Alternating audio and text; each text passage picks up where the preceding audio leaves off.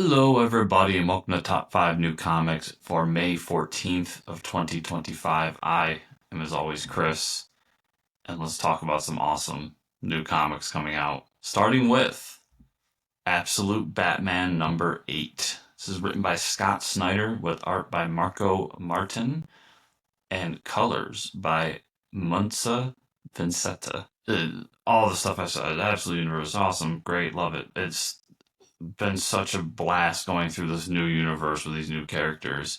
With the Absolute Batman book, we've gotten past the initial story arc, getting to know this new Bruce Wayne, this new Batman, what he is, the brutality of him, the hero, the man without the money, all these different things. And now we're getting more into the Rogues Gallery and how what he's doing is affecting his life and who he is, how it's affected his friendships and all these different things. And we've got this in the last issue, we got introduced to the new version of Dr. Freeze for this universe, where the what we would see as the original Dr. Freeze, Victor Freeze, is frozen alongside of Nora because of some degenerate disease that they have. And now his son is the one who is going to be Dr. Freeze in this universe. And this version has been scientifically manipulated and just had things done to him. He's got a very gothic horror feel to him and just a completely different look and feel to what this character could and is. I think it's a really cool design. I think there's a lot of interesting things that can happen here with what they're doing with the story arc and everything. And then all along in the background, what's going on with Arc M? What's going on with who we think is the Joker in this universe? All these different cool things that are happening. So I'm really excited about this issue and just really loving what they're doing with Absolute Batman. And after that, I've got Batman Dark Patterns number 6. This is written by Dan Waters with art by Hayden Sherman and colors by Triona Farrell. This is another one I've talked a lot about because it's just such a great book. I love what they're doing in Dark Patterns with these different stories. We're on the second story arc that seemingly are not connected together in any way, but attack the character of Batman in different forms.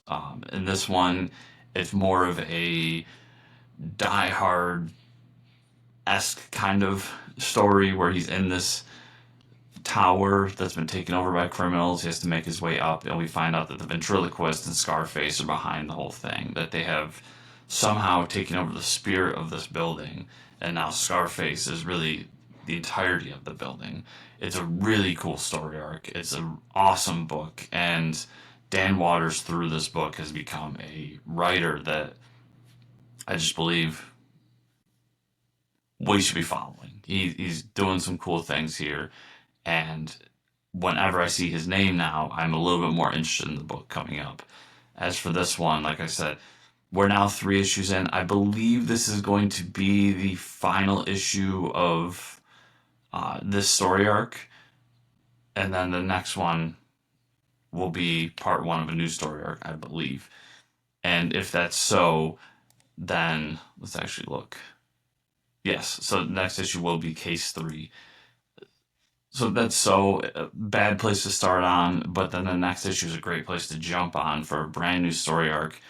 That, like I said, I'm not seeing any thread lines or connections. Maybe when it's all said and done, we'll see that. But I think it's a great series that y'all should be checking out. After that, we've got One World Under Doom, number 4. This is written by Ryan North with art by R.B. Silva, colors by David Curiel, and letters by Travis Lanham. A bit of a broken record on this one, but I love the event books. And with this one, I don't think it's breaking the mold per se too much. I love what they're doing with Doom and this kind of global politics that's involved with it, and how even him successfully taking over the world and having control over the geopolitical landscape of the Marvel Universe, there's still that pettiness of trying to take down the Fantastic Four at the end of the day. And he's finding ways to do it along the way. But now he's got a big threat coming. Dormammu has appeared, and now Doom has to prove that he and his power can take down Dormammu in order to keep his grasp on the world as a whole. Um, this series had some fun action beats, uh, great art. As I said, the story's not breaking the mold, but I may be a simple man, but at the end of the day, getting T-Rex Doctor Doom is really enough for me to be like, fuck yeah, let's see what this book has. But I really am enjoying the overall story arc and the overall method of this book altogether. So I think I'm usually a sucker for event books, so take that as it will. But I just think it's a really fun, great book, and I think we're gonna get a cool battle in this issue. After that, we have Invincible Universe Battle Beast #1. This is written by Robert Kirkman with art by Ryan Ottley, colors by Annalisa Lonelli, and letters by Russ Wooten. This is the top book of the week for me.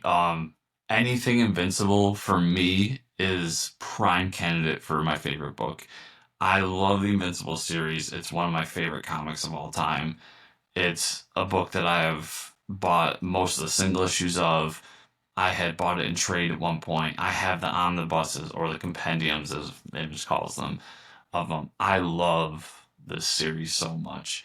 And Battle Beast was always that character that we all, as Invincible fans, enjoyed. Loved when he showed up. He was a blast. He's a ton of fun. And people now, with the cartoon, are getting to see him with drips and drabs on that as well. So to get him in his own comic series, doing his own thing with the return of Kirkman and Ottley together, I can't think of anything better for me personally as a comic reader. So I'm so freaking excited to get my hands on this book that I cannot explain it. I try to point out the book I'm gonna be looking forward to the most every week. Wednesday night when I get out and go to the comic shop, Battle Beast #1 is going to be that book I pick up and read first, 100%. And then we will end with Godzilla, Here There Be Aliens #1. And this is written by Frank Thierry with art by Angel Hernandez. So I was a little late on the Here Be Dragon series. I read the first one like months after it came out. I just finished the second series, and I love this series so much. It's got this cool through line with history involved. The first one involves pirates. The second one involves the founding of the United States of America and Thomas Jefferson and like all these different secret societies. And one forms around the kaiju and specifically Godzilla.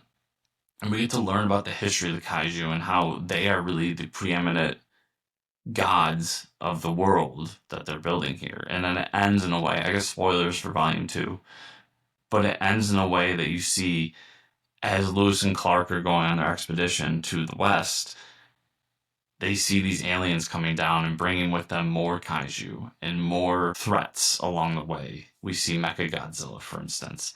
And then we see that the alien forces have invaded the upper echelons of the American government in that time as well. And we get a glimpse at a possible savior for the world. So with this, I mean, if the cover doesn't sell it for you, I think this is one of the best covers of the week. For this, it looks like we're jumping forward to like the 1950s-esque America, and we're going to see that battle between these alien forces that have come to take over the world and Godzilla and the other kaiju coming to save humanity from them. Frank and his team along the way have created this awesome new Godzilla universe, this trilogy of comics that I really hope this all comes together in this volume and just solidifies itself as its own series of this own trilogy of great books. Super excited to get my hands on this one and really check it out and be on the ground floor this time as the book comes out with everybody else. So everybody, that was everything for this week. Thank you so much for watching. And if you want to support me in these videos, best ways to do it: first, like, subscribe, share, comment down below on the video. If you comment, let me know what books you're most looking forward to. If you find this after Wednesday, what book you enjoyed the most from this week, those kinds of things, we'll talk in the comments down below. And then you can go over to my Substack, which is chriscomicscorner.substack.com, for more fun stuff. And there's always the podcast, which is the Fortress Comic News podcast. Every week we talk about what's going on in the comic book world. We talk about the movies, TV shows we're watching, and of course, talk to a comic creator about what they are working on in the comic book industry. So I appreciate y'all so much for sticking around, and we'll see y'all here next week.